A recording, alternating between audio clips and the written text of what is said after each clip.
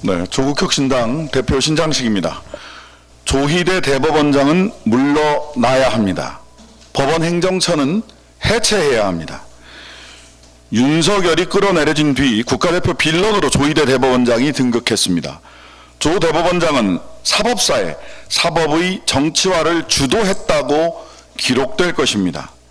그가 대법원장일 때 법정 안팎에 유독 정치가 강하게 작동했습니다.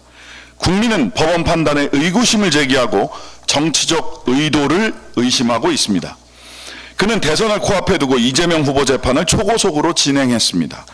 유죄 취지로 파기환송했습니다. 파기환송했습니다. 명백한 대선 개입입니다. 조희대 대법원장은 대법관 제청을 대통령과 협의 없이 서면으로 했습니다. 사상 처음입니다. 여러 이유를 대지만 대법관을 자기 입맛대로 고르기 위함으로 풀이됩니다. 임명권자 이재명 대통령을 인정하지 않는 대선 불복이라는 해석까지 나옵니다. 사실 서면 제청보다 더 큰 문제는 직무유기 그리고 그로 인한 사법 공백입니다. 조희대 대법원장은 윤석열 정부 시절 대법관 추천위원회의 후보 추천 후 엄상필, 신숙희 후보는 8일, 노경필, 박영재, 이수견 후보자는 14일 만에 윤석열 대통령에게 임명 제청했습니다. 그런데 이재명 정부 들어 손봉기 후보자는 무려 209일이 지난 뒤 대통령과 협의 없이 서면 제청했습니다. 209일간의 직무유기, 209일간의 사법 공백입니다. 왜 그랬는지 설명도 없습니다. 국민위에 군림하는 오만방자한 법복 귀족의 태도입니다. 조 대법원장에 대한 국민 신망은 깨졌습니다. 밥풀로 이어붙일 수 없습니다. 물론 조 대법원장 건재를 바라는 이들이 있습니다. 윤어게인 세력입니다. 대법, 윤석열 무죄 혹은 석방될 정도의 약한 유죄를 기대하고 있습니다. 조 대법원장이 9개월 남은 임기를 다 채우면 국민의 실망은 더 커지고 신뢰는 바닥을 뚫을 것입니다. 대법원장이 정치를 하는데 판사들 결정을 국민이 납득하겠습니까? 책임지고 물러나십시오. 정치를 좋아하는 것 같으니 답답한 법복을 벗고 차라리 정당 배지를 다십시오. 그 당이 잘 될지는 몰라도 대한민국 전체에는 오히려 득이 될 것입니다. 윤석열이 물러간 뒤 대한민국 정상화가 시작됐듯 조 대법원장이 물러가야 사법개혁이 시작될 것입니다. 그런데 대법원장 한 명 바뀐다고 사법개혁이 완성되는 것은 아닙니다. 판사를 법복 입은 귀족으로 만든 제도 자체를 바꿔야 합니다.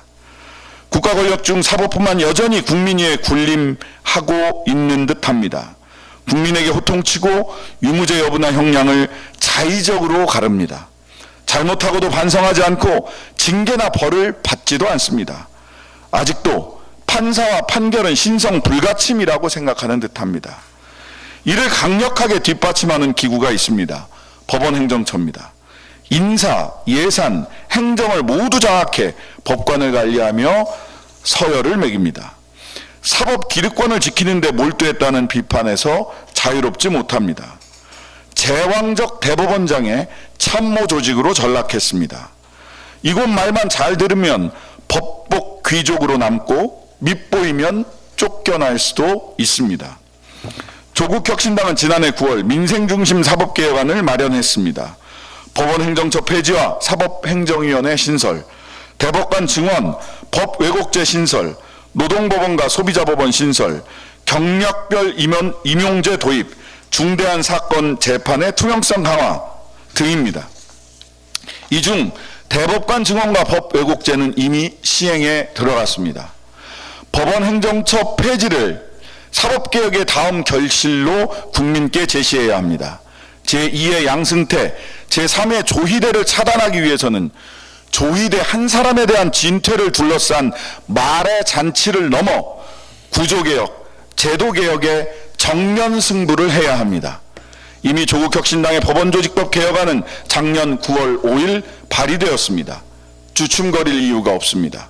민주당은 법원행정처 폐지, 사법행정위원회 설치를 위한 법원 조직법 개정안 처리에 동참해 주길 바랍니다.